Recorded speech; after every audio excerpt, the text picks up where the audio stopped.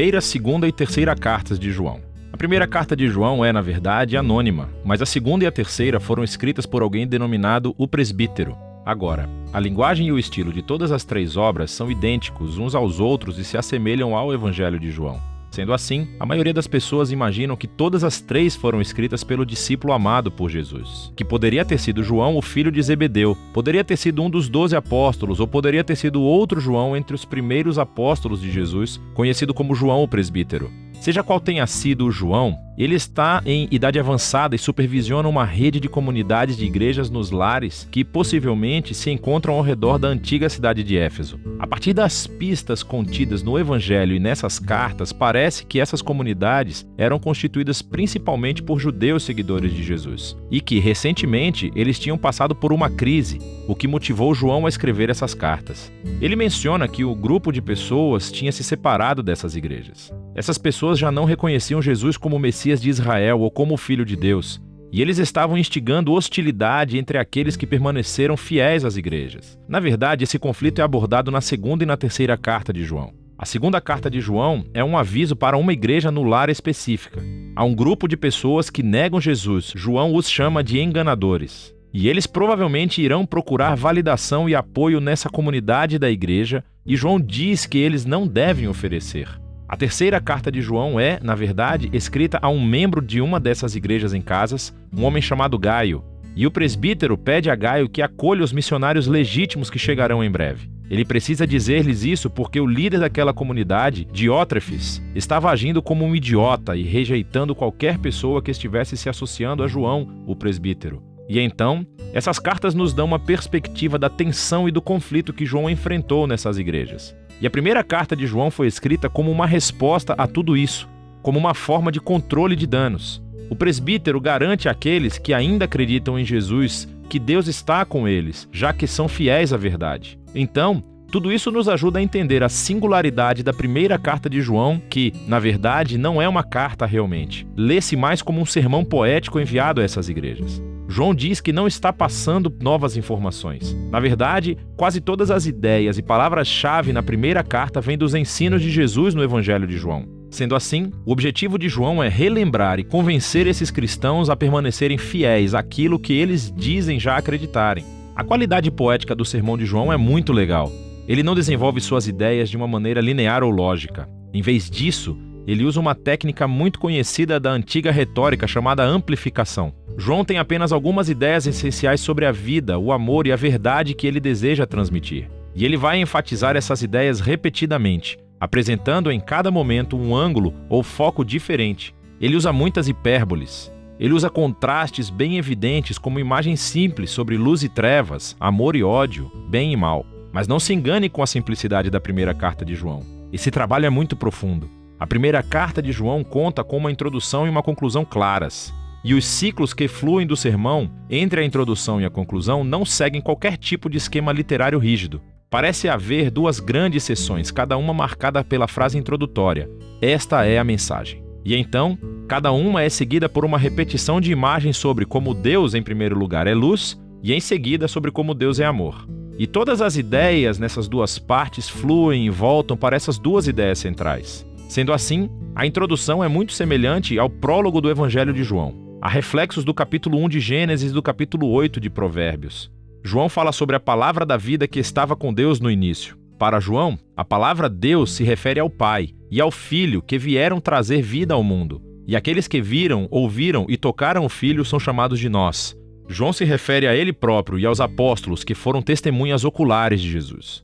E agora nós temos uma mensagem para vocês, a próxima geração de seguidores de Jesus. Então, quando os apóstolos compartilharam a palavra da vida com outras pessoas, essas pessoas também foram trazidas para a comunhão com o Pai e o Filho através dos apóstolos. A palavra comunhão aqui vem do grego, koinonia, e significa uma participação ou partilha.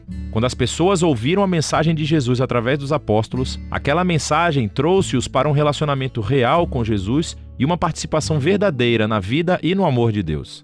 E em seguida, isso flui direto para a primeira seção principal. Essa é a mensagem. Deus é luz. E esta é a mensagem dos apóstolos, que o Deus revelado em Jesus é luz. Sendo assim, se as pessoas desejarem participar na vida do próprio Deus por meio de Jesus, elas precisam continuar caminhando na luz. É uma imagem formidável, mas o que significa? Para João, significa manter os mandamentos de Jesus. E isso é difícil. Então, quando você falhar, a morte expiatória de Jesus cobrirá os seus pecados. E mais uma vez, você é chamado a se levantar e obedecer os ensinos de Jesus. Mas qual das suas lições? João lembra as igrejas dos velhos e novos mandamentos transmitidos por Jesus aos seus discípulos na última ceia, que eles amassem uns aos outros como ele os amava. Fazer isso é caminhar na luz. Se a luz de Deus agora brilha por meio de Jesus, então significa que a escuridão do mundo está passando. O que também significa que, neste momento, os filhos de Deus venceram o pecado, o mal e a morte que reina no mundo. E isso levou João a desafiar as igrejas. Não ame o mundo, pois ele também está morrendo. Aqui ele se refere especificamente ao orgulho e à corrupção sexual. Provavelmente, esses são problemas ligados ao conflito que existia nas igrejas. E isso leva João a advertir as igrejas sobre essas pessoas que deixaram as comunidades e que negaram Jesus como Messias. João os chama de antimessias e enganadores. Mas ele está confiante de que aqueles que ainda conhecem a verdade sobre Jesus são, na verdade, os verdadeiros filhos de Deus e eles são amados pelo Pai. E eles mostram que são parte da família de Deus quando praticam justiça e amam uns aos outros. Ao contrário dos enganadores, que estão causando raiva e conflitos na província. E isso faz a transição para a segunda sessão principal do sermão. Esta é a mensagem dos apóstolos, que Deus é amor, diz João. E assim os filhos de Deus devem amar uns aos outros e evitar o ódio. Não sejam como Caim do Gênesis, capítulo 4, diz João. O seu ódio o levou a assassinar o seu irmão. Mas para os cristãos, o amor é definido pela entrega de vida como um sacrifício pelo bem-estar dos outros. E foi isso que Jesus fez. E quando os filhos de Deus confiam no amor de Deus por eles, isso os muda. E então, João avisa-os mais uma vez a respeito dos enganadores. Dessa vez ele os chama de falsos profetas. Quando eles negam que Jesus é o Messias, eles afirmam que estão falando em nome de Deus. Mas João diz que eles devem testar os espíritos. Se alguém diz falar em nome de Deus, mas não focam em Jesus como o Filho crucificado de Deus, eles não estão falando em nome de Deus. Os verdadeiros filhos de Deus centralizam toda a sua vida no Jesus crucificado e ressuscitado, pois é aí onde vemos revelado o verdadeiro coração de Deus. Nós vemos na cruz que Deus é um ser de amor e entrega absoluta.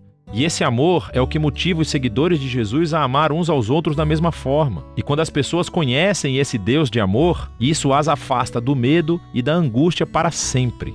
Isso é parte daquilo que João quer dizer quando ele menciona a vitória sobre o mundo. Quando você entende que Deus te ama, que Ele é louco por você apesar das suas mais profundas falhas e defeitos, esse amor se torna algo que fundamenta toda a sua vida. Esse amor é o resultado da confiança em Jesus crucificado.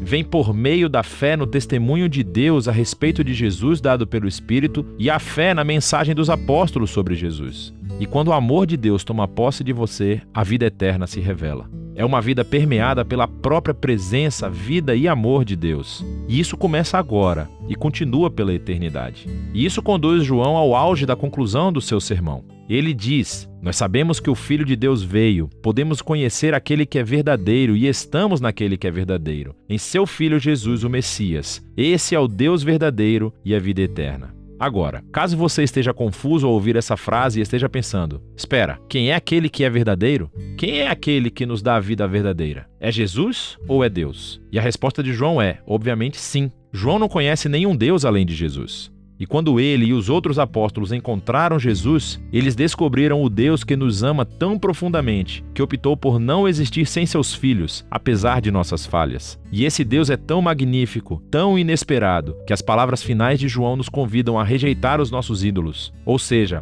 resistir a qualquer tentação de recriar o magnífico Deus à nossa própria imagem. Conhecer Jesus é conhecer o Deus criador da vida e do amor centrado no próximo. Isso, diz João, é o único e verdadeiro Deus. E é disso que se tratam as cartas de João.